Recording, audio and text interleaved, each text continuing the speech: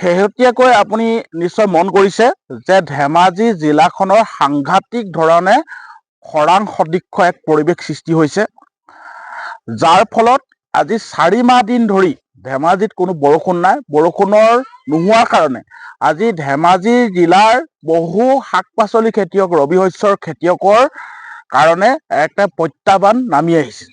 আমি নিশ্চয় সকলোৱে জানো যে ধেমাজিৰ যিবিলাক প্ৰগতিশীল খেতিয়ক বা প্ৰফেচনেলি যিবিলাক খেতিয়কে ৰবি শস্য বা শাক পাচলিৰ খেতি কৰে, তেওঁলোকৰ পথাৰবিলাকত 100% জলসিঞ্চনৰ সুবিধা নাই।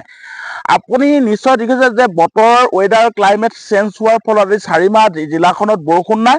বৰষুণ নোহোৱাৰ ফলত আপুনি সেই খেতিয়কবিলাকৰ উৎপাদনৰ পৰিমাণ কমিছে বা কিছুমান পথাৰত জ্বলি গৈছে, আলু, বিলাহী, কবি এইবিলাক খেতি জ্বলি গৈছে। ইয়াৰ ফলত আমাৰ খেতিয়কসকল সাংঘাতিক ধৰণে লোকচান হৈছে। আমি অসম চৰকাৰৰ জলসিঞ্চন বিভাগ, অসম চৰকাৰৰ কৃষি বিভাগক আমি অনতিপলমে এই খেতিয়কৰ ওচৰলৈ যাব অনুৰোধ জনাইছোঁ আৰু খেতিয়কসকলক তেওঁলোকৰ বীমা কৰাৰ ব্যৱস্থা কৰিব লাগে আৰু দ্বিতীয় হ'লে পথাৰবিলাকত আমাৰ জলসিঞ্চনৰ সুবিধা কৰি দিবলৈ আমি ধেমাজি জিলা কৃষক মুক্তি সংগ্ৰাম সমিতিতে দাবী উত্থাপন কৰিছোঁ। ধেমাজি জিলা কোন ঠাইত বিশেষকৈ খৰাং? বিশেষকৈ আপুনি ধেমাজিৰ বিভিন্ন গোটেই জিলাখনে খৰাং পৰিৱেশৰ সৃষ্টি হৈছে। তাৰ ভিতৰত আটাইতকৈ বেছি চিলাপথাৰ চিলাপথাৰ অঞ্চলটোত সাংঘাতিক ধৰণে ৰবি শস্যৰ খেতি কৰে। ঠিক তেনেধৰণে জোনাই কিছু অঞ্চল খেতি কৰে।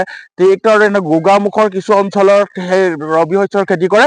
এই খেতিয়কবিলাকৰ ওচৰলৈ গৈ যাব যে তেওঁলোকৰ উৎপাদন ব্যয় নহ'লে বাঢ়ি গৈছে পানীৰ যোগান ধৰিবলৈ, নহ'লে কোনোবাই কাৰোবাৰ আছে যদিও মানে যেনেধৰণৰ উৎপাদন পাবলৈ সেনেকৈ পোৱা নাই, আৰু কাৰোবাৰ নাই যদি একেবাৰে জ্বলিয়ে গৈছে। সেইকাৰণে আমি কৃষক মুক্তি সংগ্ৰাম সমিতিয়ে ইয়াৰ এটা ছাৰ্ভে কৰিবলৈ কৈছোঁ আৰু ইয়াৰ ওপৰত মানে বীমা কৰি এই খেতিয়কসকলে উদ্ধাৰ কৰিবলৈ এটা ব্যৱস্থা কৰিবলৈ আমি দাবী উত্থাপন কৰিছোঁ। হয়, এইখিনিতে আৰু এটা কথা, এই যিহেতু খেতিয়কৰ যিটো প্ৰাপ্য ধন, তেখেতলোকে সেই খেতি কৰা মূল্যও কিছুমানে উঠাব পৰা নাই, বা খেতিয়কৰ এনেই ধৰি লওক যে আপোনাৰ এতিয়া কবি খেতি কৰিছে, কোনোবাই জলকীয়া খেতি কৰিছে, জলকীয়া খেতি তেখেতৰ বাগানখনত বেলেগ ৰেট, আকৌ হেৰিয়ত বেলেগ ৰেট, কিন্তু চৰকাৰে যিটো প্ৰাপ্য যেনেকে শদিয়াত সিদিনাখন আলু ৰাস্তাত আহি পেলাই দিলেহি, এই ক্ষেত্ৰত আপুনি কি ক'ব? অৰ্থাৎ যিটো কথা হ'ল যে কৃষকৰ মিনিমাম ছাপৰ্ট প্ৰাইচ পোৱাৰ ক্ষেত্ৰত অসম চৰকাৰে এটা আটাইতকৈ আজিৰ তাৰিখত কৃষকক যদি সহায় কৰিবলৈ এটা কাম আছে যে মধ্যভোগীক যদি নিয়ন্ত্ৰণ কৰিবলৈ হয়, সুকীয়াকৈ অসম চৰকাৰে এখন আইন প্ৰস্তুত কৰি এই প্ৰকৃত খেতিয়কক উপযুক্ত দাম দিয়াৰ এটা ব্যৱস্থা কৰাৰ প্ৰয়োজনীয়তা আছে।